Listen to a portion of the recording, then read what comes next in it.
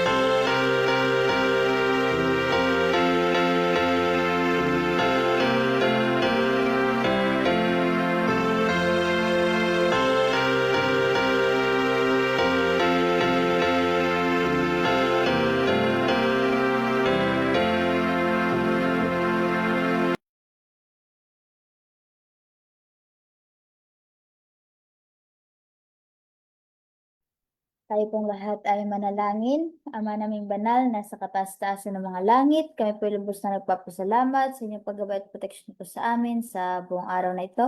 At kami po ay umabot sa mga oras na ito at muli po ay makapakinig ng inyong mga banal na salita. Naway sa pagsisimula ng aming pag-aaral sa gabing ito, Ama, ikaw po ang magkaloob sa amin ng karunungan at katalinuhan upang ang mga mensahe namin marinig, amin po itong maunawaan at tumimo ng malalim sa aming puso at isipan, maging gabay namin sa pang-araw-araw habang kami pinabubuhay dito sa sanlibutan. At ganoon din po sa aming tagapagsalita, na may puspusin niyo po siya ng karunungan at katalinuhan upang kanya po itong may salaysay ng maayos at malinaw at naway itago niyo po siya sa likuran ng inyong krus upang lahat po ng mamutawi sa kanyang mga labi ay naaayon lamang po sa inyong banal na kalooban. At naway tulungan niyo po ang bawat isa po sa amin na mga mensaheng ito ang humipo po sa aming puso't isipan upang amin pong malakaran ang mga liwanag ninyo pong ipinagkaloob sa amin at naway tulungan kami na ma-overcome namin ang aming mga weaknesses upang kami po ay maging good example dito sa sanlibutan at kami po ay karapat-dapat na manirahan dyan sa langit na inyo pong inihanda para po sa bawat isa po sa amin. Maraming salamat po sa mga biyayang ipinagkaloob sa amin. Patawad po kung saan po kami nasumpungan ng pagkukulang at pagkakasala. Ito po ang hiling at dalangin sa pangalan ng aming Panginoong Hesus. Amen. Amen.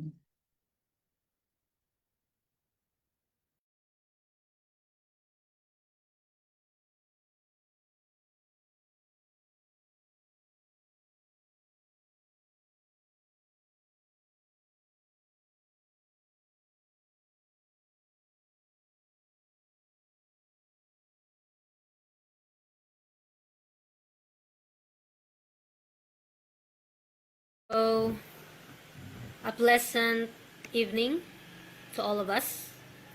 Thank you once again for your join with me to study the God's Amazing Grace. It's March 12, entitled Christ Shares His Father's Throne. The Bible teaches us that Jesus Christ, after His resurrection and ascension, was exalted to sit at the right hand of God, sharing His Father's throne. This shows His divine authority, equality with the Father, and His rule as King and Lord over all creation. Next slides. Our key text is found in Psalms 110 verse 1.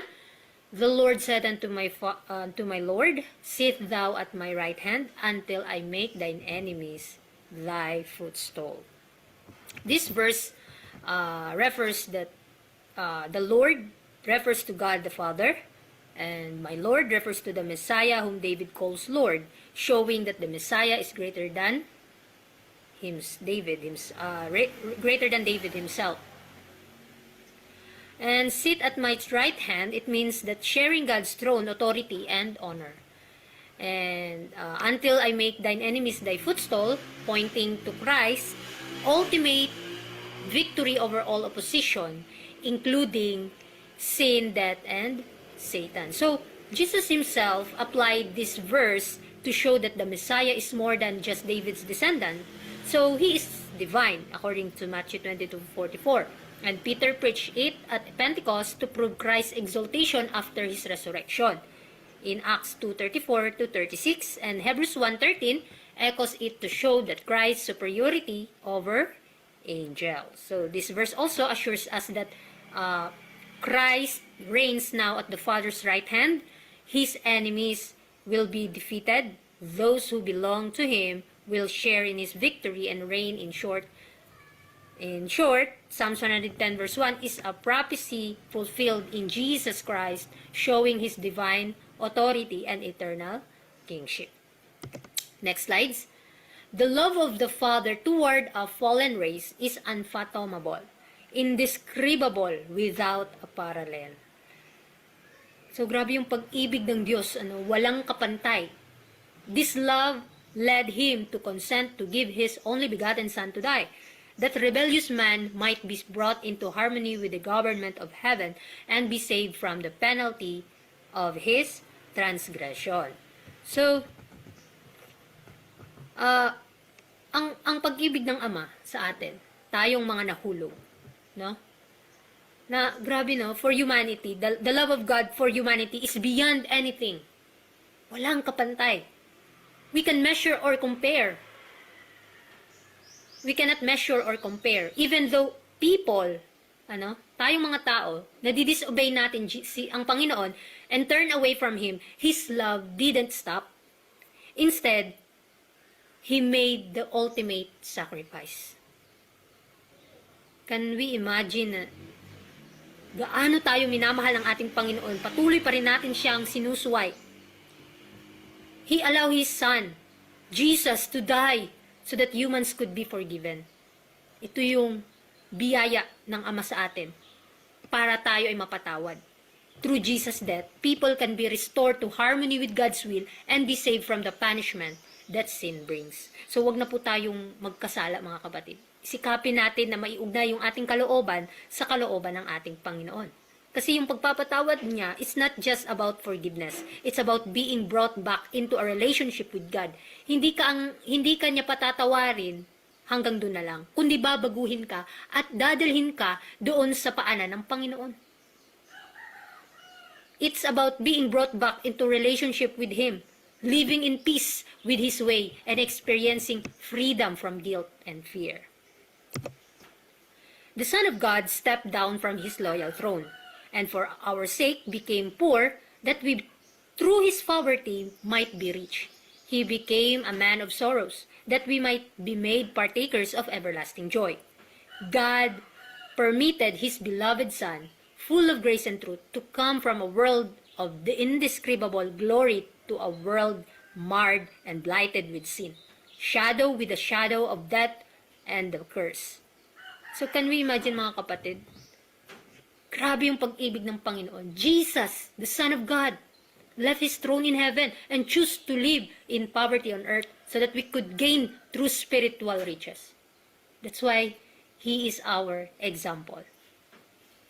He experienced, sorrow and suffering so that we could share in everlasting joy.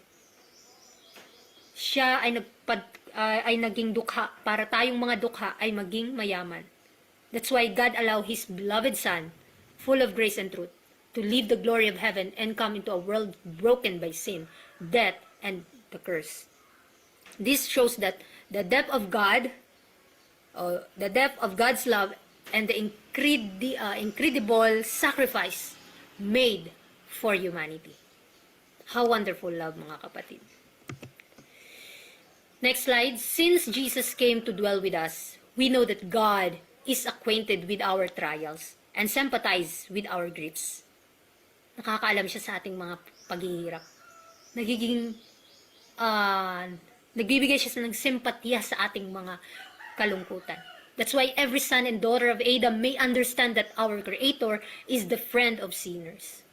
For in every doctrine of grace, every promise of joy, every deed of love, every divine attraction presented in the Savior's life on earth.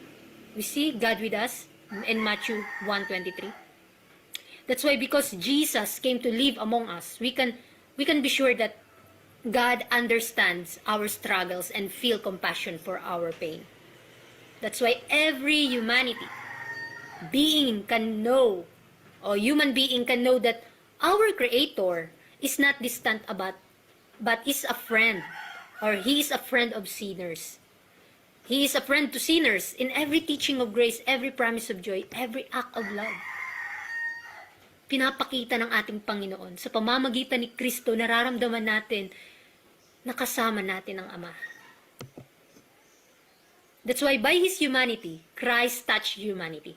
By his divinity, he lays hold upon the throne of God as the Son of Man. He gave us an example of obedience. As the Son of God, he gives us power to obey.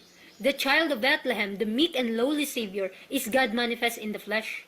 God with us is the surety of our deliverance from sin, the assurance of our power to obey the law of heaven. Napakaganda, mga kapatid. Can you imagine na kahit tayo ay makasalanan, kahit tayo ay walang magawa, when we meet our Savior through his suffering, Jesus connects us to both humanity and divinity by becoming human. That's why he shared in our struggles and gave us an example of how to live in obedience to God. By being divine, he connects us directly to God's throne and gives us the power to obey. How wonderful message this one, mga kapatid. Kasi napakaganda itong mensaheng ito para ibahagi sa mga nalulugmok, na nawawalan ng pananampalataya, nawawalan ng tiwala sa Panginoon. We need to come unto Jesus.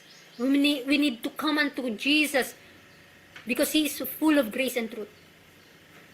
That's why the humble child born in Bethlehem, he is the truly Son of God, and God revealed in human form in 1 Timothy 3:16, because he is God with us. Because he is God with us, we can be certain of deliverance from sin and assured that we have the strength to live according to God's law. Next slides. In taking our nature, the Savior has bound himself to humanity by a tie that is never to be broken. Through the eternal ages, he is linked with us. Unto us a child is born, unto us a son is given. In Isaiah 9:6, God has adopted human nature, the person of His Son, and has carried the same into the highest heaven. It is the Son of Man who shares the throne of the universe. In Christ, the family of earth and the family of heaven are bound together. Christ glorified is our brother. Heaven is enshrined in humanity, and humanity is enfolded in the bosom of infinite love. That's why when Jesus took on human nature, He permanently connected Himself to humanity. This bond will never be broken even through eternity. That's the prophecy in Isaiah 9:6. Unto us a child is born, unto us a son is given. Shows that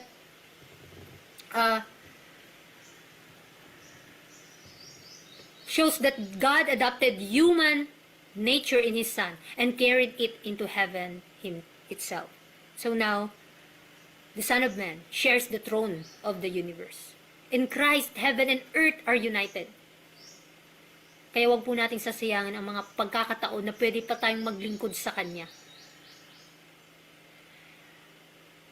Because in Christ, heaven and earth are united. He is our glorified brother, and through Him, humanity is embraced by the infinite love of God. Napakaganda mga kapatid. Napakasagalak, napakasaya na ulit-ulitin nating pag-aralan ang mga salita ng Panginoon na nagpapaalala sa atin na by His love, we are redeemed. That's why, itong ating pag-aaral ngayon, nawa atin pong maging malawak po sa ating isipan na hindi lang basta-basta tayo niligtas ng ating Panginoon. By His death, by His suffering, by His sorrow, Christ shares His Father's throne for us. That's why we need to obey what His Father's command for us. And thank you for listening, and hoping na marami po tayong natutunan at marami po tayong maibahagi, i-share for this evening. And once again, good evening. And God bless everyone.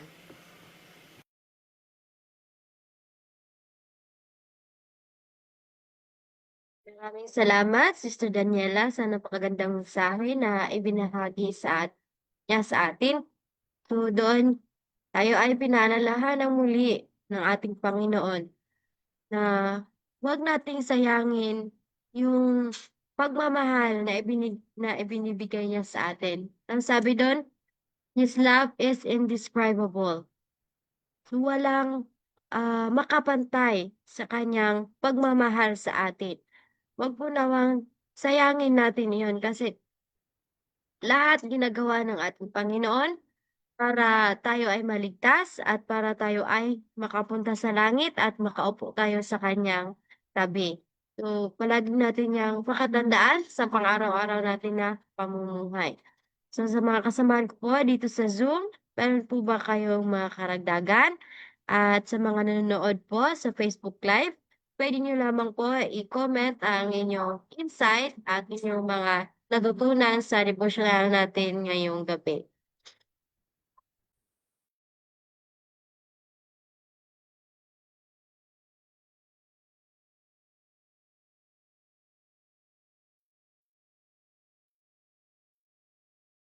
At kung wala na po, tayo na po ay dadako sa ating closing song at closing prayer naman po ng ating tagapagsalita.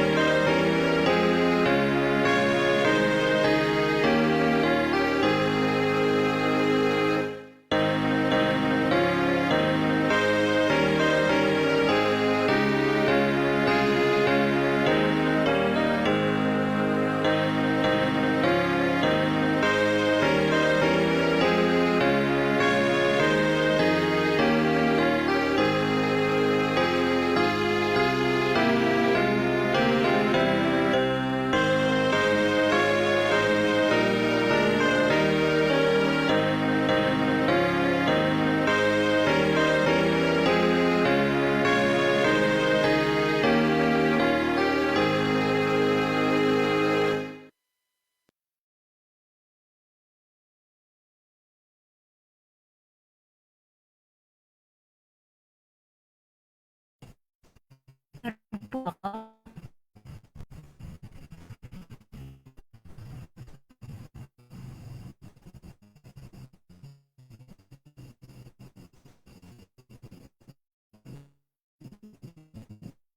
So, Daniela?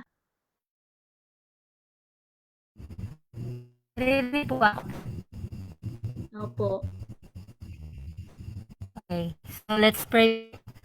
Ang banal sa langit, sabay namin pakinggan ang inyong pong mensahe na patuloy na nagpapalala na ang pag-ibig ay para sa lahat na sa pag-ibig po inilikas.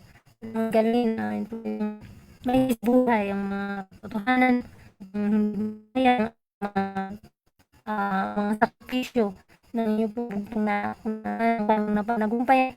Kaya amin din pong mapapanagumpayan. Salamat Panginoon sa mga pangako na inyong pinagawin. Ano po itong nauunin sa mga na ito. At sa pag-ibig, kabutihan, sa lahat ng bagay.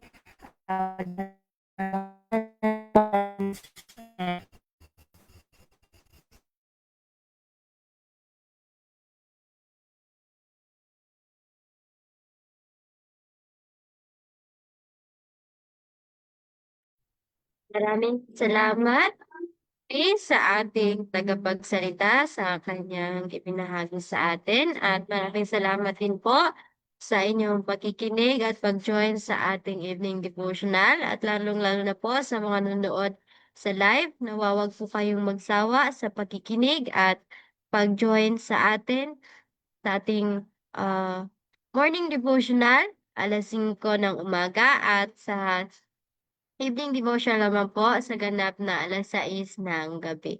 Maraming salamat at God bless.